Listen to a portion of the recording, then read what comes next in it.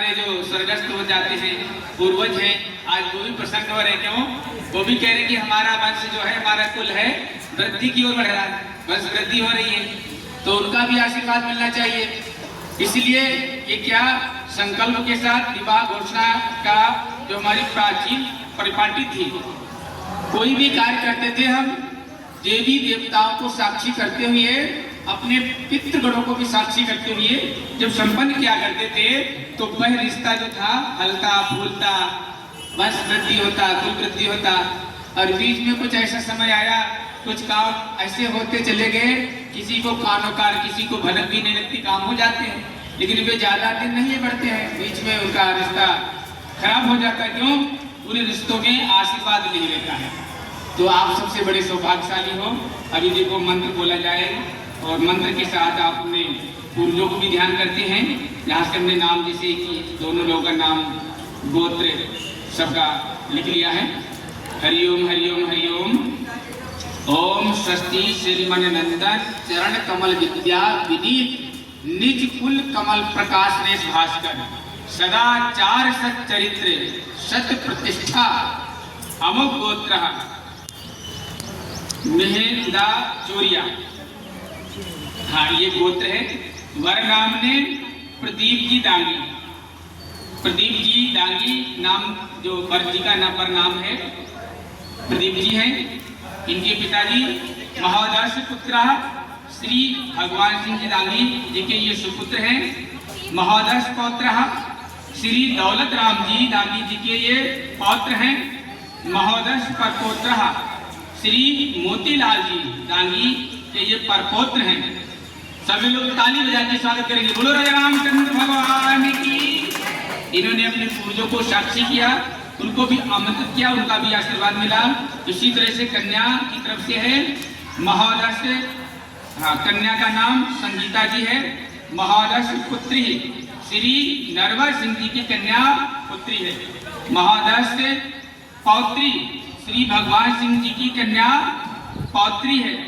महोदर्श परपौत्री श्री बंसीलाल जी की कन्या परपौत्री है। और कन्या का गोत्र है सिरोया।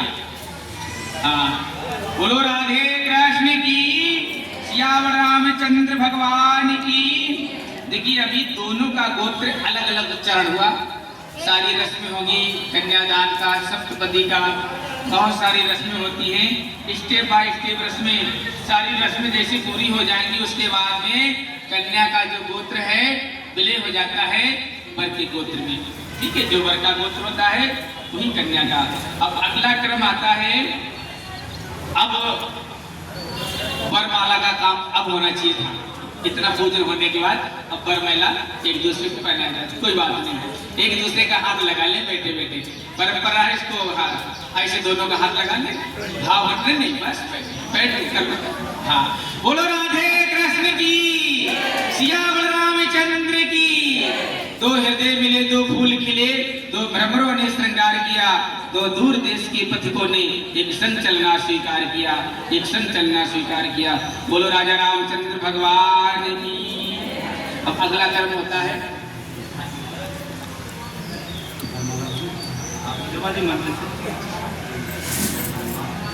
अरे हाँ, तो 5 मिनट यहाँ क्या ये दिशाला है, थोड़ा अभी कितना पवित्र किया है ना, तो थोड़ा सा ऐसी कोई बात है जिसको पीना होगा। अब इनको बैठे।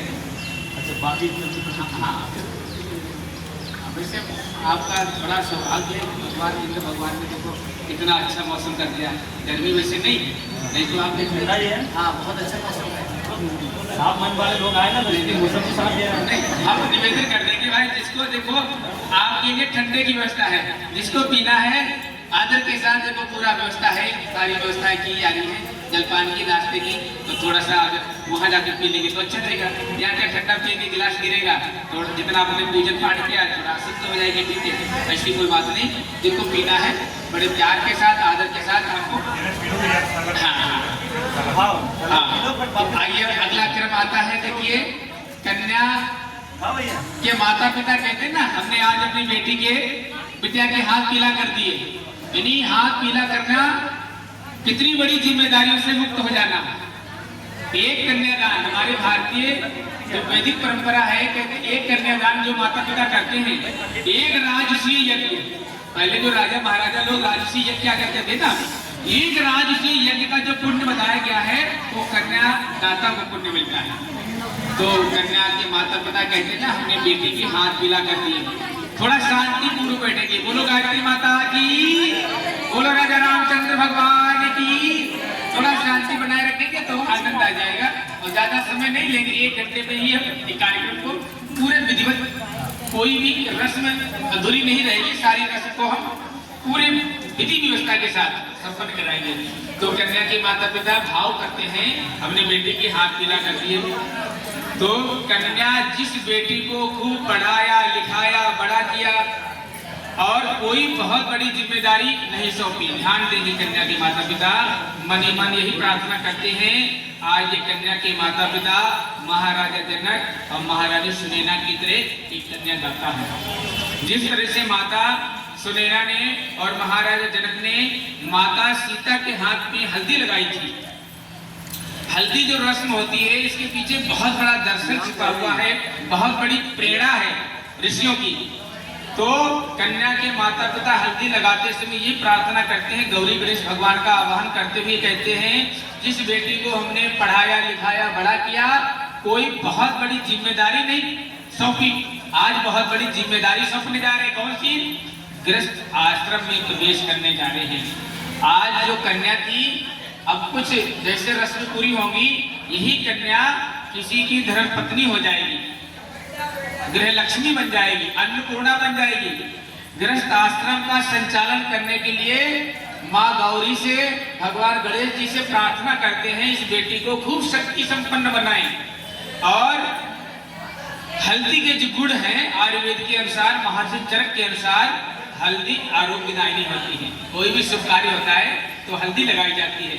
तो बेटी आजीवन सुख सौभाग्य से ओतप्रोत जीवन रहे और आजीवन निरोग रहे, स्वस्थ रहे, सुखी रहे। दूसरा गुण होता है हल्दी कठोर। हल्दी का जो गुण तत्व होता है वो कठोर होता है। आज से बेटी को कठोर भी बनना पड़ेगा।